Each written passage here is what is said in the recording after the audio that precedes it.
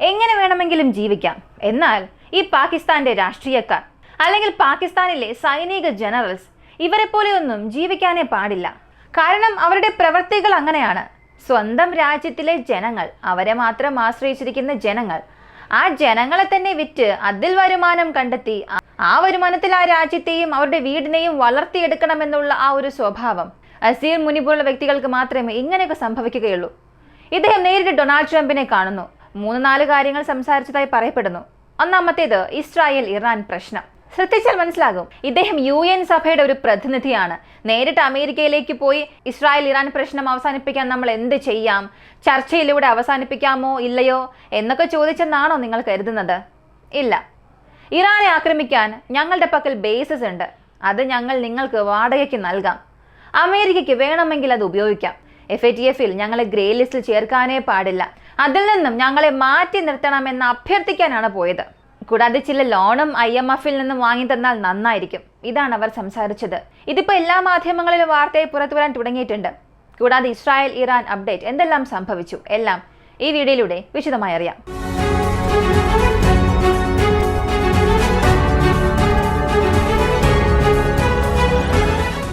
അസീം മുനീർ, ഇദ്ദേഹം ഡൊണാൾഡ് ട്രംപിനെ കാണുകയാണ്. ട്രംപ് ഇന്ത്യ പാകിസ്ഥാൻ ഇടയിൽ ഉണ്ടായിരുന്ന ഒരു സംഘർഷം അവസാനിപ്പിച്ചു, അതിനാൽ അദ്ദേഹത്തിന് ഒരു നോബൽ പ്രൈസ് കൊടുക്കാൻ പാകിസ്ഥാൻ റെക്കമെൻഡേഷൻ ചെയ്യുന്നു എന്നുള്ള വാർത്തകളൊക്കെ പുറത്തു വന്നിരുന്നു. ഇന്ത്യയുടെ മുന്നിൽ അസീം മുനീർ പരാജയപ്പെട്ടു, ഇന്ത്യ വിജയിച്ചു. സത്യത്തിൽ പാകിസ്ഥാൻ നിലവിളിക്കുകയാണ്, നമ്മൾ അവിടെ ഒരു സമാധാനമായി സീസ് ഫയർ കൊണ്ടുവരുന്നു. അങ്ങനെയാണെങ്കിൽ ഈ പാകിസ്ഥാനിലെ പരാജയപ്പെട്ട സൈനിക ജനറലിനെ ആ രാജ്യം എന്ത് ചെയ്തിട്ടുണ്ടാകണം? ഒരു ശിക്ഷ നൽകിയിട്ടുണ്ടാകണം, അല്ലെങ്കിൽ അദ്ദേഹത്തിന്റെ ആ ഒരു പദവിയിൽ എന്തെങ്കിലും ഒരു മാറ്റം സംഭവിച്ചിട്ടുണ്ടാകണം, പദവിക്ക് തന്നെ ഒരു മുന്നറിയിപ്പ് നൽകിയിട്ടുണ്ടാകണം. എന്നാൽ അതാണോ പാകിസ്ഥാനിൽ സംഭവിച്ചതെന്ന് നോക്കിയാൽ ഇല്ല.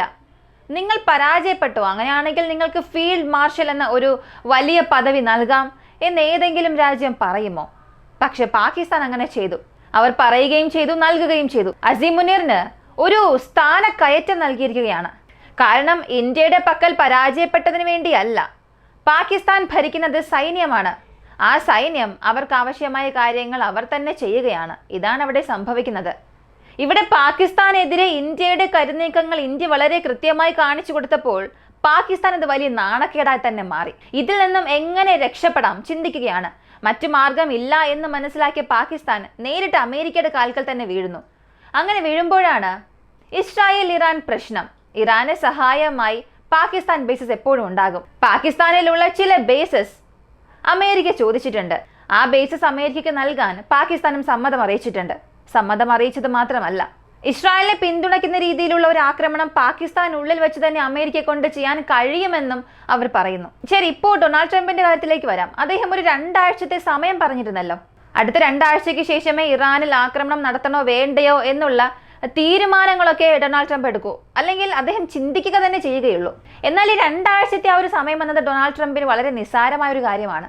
ഇപ്പൊ എല്ലാ കാര്യങ്ങളും എടുത്തു നോക്കിയാലും മനസ്സിലാകും, അദ്ദേഹം അവിടെ എല്ലാം 2 ആഴ്ചത്തെ സമയമാണ് ചോദിക്കുന്നത്. ചരിത്രം, ന്യൂസ് പേപ്പർ, മാധ്യമങ്ങളൊക്കെ ഒന്ന് തിരിച്ചു നോക്കിയാൽ നിങ്ങൾക്ക് മനസ്സിലാക്കാൻ കഴിയും. ഈ 2 ആഴ്ചത്തെ സമയം എന്നത് ഡൊണാൾഡ് ട്രംപിന്റെ വായിൽ നിന്നും എപ്പോഴും ഇങ്ങനെ ആവർത്തിച്ച് വരുന്ന ഒരു വാക്കാണ്. അദ്ദേഹത്തിന്റെ ഒരു ലക്കി ടൈം എന്ന് വേണമെങ്കിൽ പറയാം. പുടിനെതിരെയുള്ള നടപടികൾ 2 ആഴ്ചയിൽ ഞാൻ തീരുമാനിക്കും. ടാക്സ് റീഫോം 2 ആഴ്ചയിൽ ഞാൻ തീരുമാനിക്കും. ഈ ഹെൽത്ത് കെയർ സംബന്ധിക്കുന്ന ഒരു പ്രശ്നം അതും 2 ആഴ്ചയിൽ ഞാൻ തീരുമാനിക്കും. ISIS-നെതിരെയുള്ള തീരുമാനം അതും 2 ആഴ്ച. ഇൻഫ്രാസ്ട്രക്ചർ അതും 2 ആഴ്ച. അടുത്തത് LGBTQ അതും 2 ആഴ്ച. ഇങ്ങനെ എല്ലാ കാര്യങ്ങൾക്കും അദ്ദേഹം ഒരു 2 ആഴ്ചത്തെ സമയമാണ് ചോദിക്കുന്നത്. അതുകൊണ്ട് ഇറാൻ പ്രശ്നം വന്നപ്പോൾ അതും 2 ആഴ്ചയെന്ന് അദ്ദേഹം ചോദിച്ചു. അതിപ്പോൾ ഡിഫോൾട്ടായിട്ട് തന്നെ അദ്ദേഹത്തിന്റെ ഒരു മറുപടി എന്നത് 2 ആഴ്ചയാണ്. അടുത്തത്, നേരം വെളുത്തിട്ടും അയൺ ഡോം ഇതുവരെയും എഴുന്നേറ്റില്ല എന്നാണ് ഇപ്പോൾ പലരും പറയുന്ന ഒരു കാര്യം. അതിന് കാരണം മറ്റൊന്നുമല്ല, ഇറാൻ ഒരേ ഒരു ബാലിസ്റ്റിക് മിസൈൽ ഇസ്രായേലിന് നേരെ അയച്ചു. ഒരേ ഒരു ബാലിസ്റ്റിക് മിസൈൽ മാത്രം. അപ്പോൾ പിന്നെ ആ ഒരു മിസൈലിനെ തടയണമോ വേണ്ടയോ? അതിനെയെങ്കിലും തീർച്ചയായും തടഞ്ഞിരിക്കേണ്ടതല്ലേ? എന്നാൽ ഇസ്രായേൽ ആ ഒരു ബാലിസ്റ്റിക് മിസൈലിനെയും തടസ്സപ്പെടുത്തിയില്ല. ഒരു മിസൈൽ അല്ലേ വന്നിട്ടുള്ളൂ, അതിനെയും തടസ്സപ്പെടുത്താൻ കഴിഞ്ഞില്ല എന്ന് ചോദിച്ചാൽ അതെ, ഒന്ന് വന്നു, അതിനെ തടസ്സപ്പെടുത്താൻ കഴിഞ്ഞില്ല, അതിനിപ്പോൾ എന്ത് ചെയ്യാൻ? അയൺ ഡോം ശരിയായി പ്രവർത്തിച്ചില്ല എന്ന രീതിയിലുള്ള ഒരു വിമർശനമാണ് ഇസ്രായേലിന്റെ ഭാഗത്തുനിന്ന് വരുന്നത്. ബേർഷെബ പ്രദേശത്തുള്ള അപ്പാർട്ട്മെന്റിലാണ് ഈ ഒരു മിസൈൽ വന്ന് വീണത്. അതും ആ ഒരു കാർ പാർക്കിംഗ് ഏരിയയിൽ വലിയൊരു ഡാമേജ് തന്നെ സംഭവിച്ചിട്ടുണ്ട്. അതേസമയം ഇസ്രായേലിനെതിരെ ഇറാന്റെ അറ്റാക്ക് തുടർന്നുകൊണ്ടിരിക്കുമ്പോൾ ഇറാനെതിരെ ഇസ്രായേൽ എന്ത് ചെയ്തു എന്നും അറിയണമല്ലോ. ഇതിനെക്കുറിച്ച് ഇസ്രായേലിന്റെ ഡിഫൻസ് ഫോഴ്സ് അവരുടെ ഒഫീഷ്യൽ പേജിൽ തന്നെ പറഞ്ഞിട്ടുണ്ട്. ഇന്നലെ രാത്രി മാത്രം 60+ ഫൈറ്റർ ജെറ്റ്സ് ഇസ്രായേൽ ഉപയോഗിച്ചിട്ടുണ്ട്. എന്നാൽ ഈ ഒരു വാർത്ത ഇറാനുമായി ബന്ധപ്പെട്ട മാധ്യമങ്ങളിൽ നിന്നും വന്നിട്ടില്ല. കാരണം ഇറാനിൽ കഴിഞ്ഞ 36 മണിക്കൂറായി ഇന്റർനെറ്റ് പ്രവർത്തിച്ചിട്ടില്ല. മാത്രമല്ല, ഇറാന് ചുറ്റുമുള്ള മാധ്യമങ്ങൾ ഇസ്രായേൽ അവിടെ ആക്രമിച്ചു എന്നുള്ളതൊക്കെ ഹൈഡ് ചെയ്യുകയാണ്. അങ്ങനെയുള്ള വാർത്തകളും പുറത്തു വരുന്നുണ്ട്. അപ്പോൾ ഇറാനിലും അങ്ങനെയൊക്കെ സംഭവിക്കുന്നുണ്ട്. ഇസ്രായേലിലും സമാനമാണ്. ഇറാൻ വന്ന് ഇസ്രായേൽ ആക്രമിച്ച സ്ഥലങ്ങൾ അതൊന്നും വീഡിയോ കവറേജ് എടുക്കാൻ പാടില്ല, ഈ വാർ സംബന്ധിക്കുന്ന ഡീറ്റെയിൽസ് ഒന്നും പുറത്തുവിടാൻ പാടില്ല എന്നൊക്കെ അവർ പറയുന്നുണ്ട്. അങ്ങനെ പറഞ്ഞാൽ 6 വർഷത്തോളം ശിക്ഷ ലഭിക്കുമെന്നുള്ളൊരു പുതിയ നിയമവും കൊണ്ടുവന്നിട്ടുണ്ട്.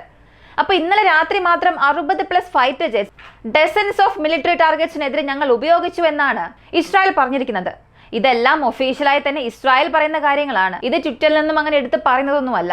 ഇസ്രായേൽ ഡിഫൻസ് ഫോഴ്സിന്റെ ഒഫീഷ്യൽ പേജ് എടുത്ത് നോക്കിയാൽ നിങ്ങൾക്കും അത് അറിയാൻ സാധിക്കും. അടുത്തത് അവർ പറഞ്ഞിരിക്കുന്നത് several industrial sites manufacturing missiles.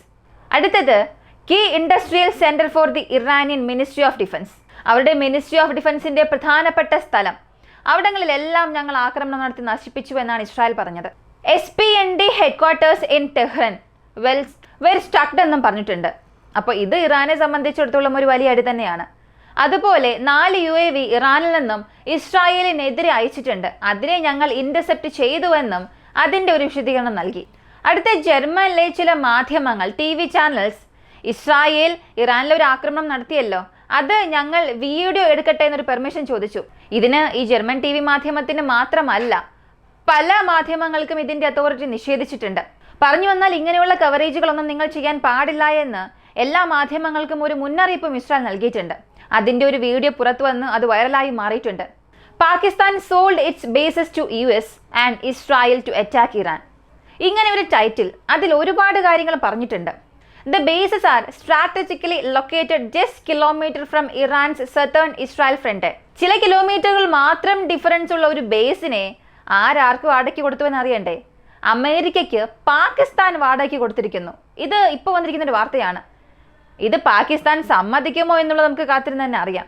അടുത്തത്, ഇറാൻ നടത്തിയ ആക്രമണത്തിൽ അവീവ് എന്ന ഒരു പ്രദേശം അത് വലിയ രീതിയിൽ തന്നെ ഡാമേജ് ആയിട്ടുണ്ട് എന്ന വാർത്ത. ഇസ്രായേലിന്റെ വളരെ പ്രധാനപ്പെട്ട ഹിഡൻ ടെക്നോളജിക്കൽ ഹബ്ബാണ് ഈ അവീവ് എന്ന പ്രദേശം. ഈ അവീവ് പ്രദേശത്ത് ആക്രമണം നടത്തി അതിനെ സക്സസ്ഫുൾ ആക്കി എന്നുള്ളൊരു അറിയിപ്പും ഇറാൻ നൽകിയിട്ടുണ്ട്. ഇത് മാത്രമല്ല, ഇപ്പൊ ഇസ്രായേൽ ഇറാനെതിരെ അവരുടെ അണ്ടർഗ്രൗണ്ട് ഫെസിലിറ്റി, ന്യൂക്ലിയർ ഫെസിലിറ്റീസ്, ഇവിടങ്ങളെല്ലാം ആക്രമണം നടത്താൻ പോകുന്നുവെന്ന് പറഞ്ഞല്ലോ.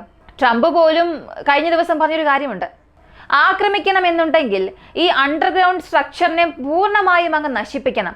വെറുതെ പകുതിയിൽ വെച്ച് നശിപ്പിക്കുകയാണെങ്കിൽ ഇറാൻ അവിടെ മുതൽ വീണ്ടും പടിയെടുത്ത് വയ്ക്കാൻ തുടങ്ങും, വളർന്ന് വരാൻ തുടങ്ങും.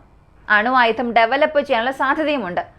അതിനാൽ നശിപ്പിക്കുകയാണെങ്കിൽ അങ്ങ് പൂർണ്ണമായും നശിപ്പിച്ച് അതിനെ ഇല്ലാതാക്കുക, കാറ്റിൽ പറത്തി കളയുക. അല്ലെങ്കിൽ അതിനെ തൊടാനേ പാടില്ല എന്ന് ഇസ്രായേലിന് അമേരിക്ക ഒരു മുന്നറിയിപ്പ് നൽകിയിട്ടുണ്ട്. എന്നാൽ ഇറാനെ സംബന്ധിച്ചിടത്തോളം ഈ ഫോഡോ ന്യൂക്ലിയർ ഫെസിലിറ്റി വളരെ സെക്യൂറായി അവർ ചെയ്തിരിക്കുന്ന ഒരു ഫെസിലിറ്റിയാണ്. പക്ഷേ ഫോഡോയെ ആക്രമിക്കണമെങ്കിൽ GBU-57 ബോംബ്സിനെ കൊണ്ട് മാത്രമേ കഴിയൂ എന്ന് നമ്മൾ പറഞ്ഞു. എന്നാൽ GBU-57 കൊണ്ട് പോലും ഇത് കഴിയുമോ എന്നുള്ള ഒരു സംശയം ഇപ്പോൾ അമേരിക്കയ്ക്ക് പോലും വന്നതുകൊണ്ടാണ് ആക്രമിക്കുകയാണെങ്കിൽ ചിന്തിച്ച് അതിനെ പൂർണ്ണമായും നശിപ്പിക്കുക, ഇല്ലെങ്കിൽ തുടരുത് എന്നുള്ളൊരു മുന്നറിയിപ്പ് നൽകിയത്. ഇത് കൂടാതെ വീണ്ടും പല പ്രധാനപ്പെട്ട അപ്ഡേറ്റ്സ് വരാൻ പോവുകയാണ്. ഇവയെല്ലാം അറിയാനായി നിങ്ങൾ ചെയ്യേണ്ടത് വോയിസ് ഓഫ് വിക്കി എന്ന നമ്മുടെ ചാനൽ സബ്സ്ക്രൈബ് ചെയ്യുക. മറ്റൊരു വീഡിയോയുമായി വീണ്ടും കാണാം.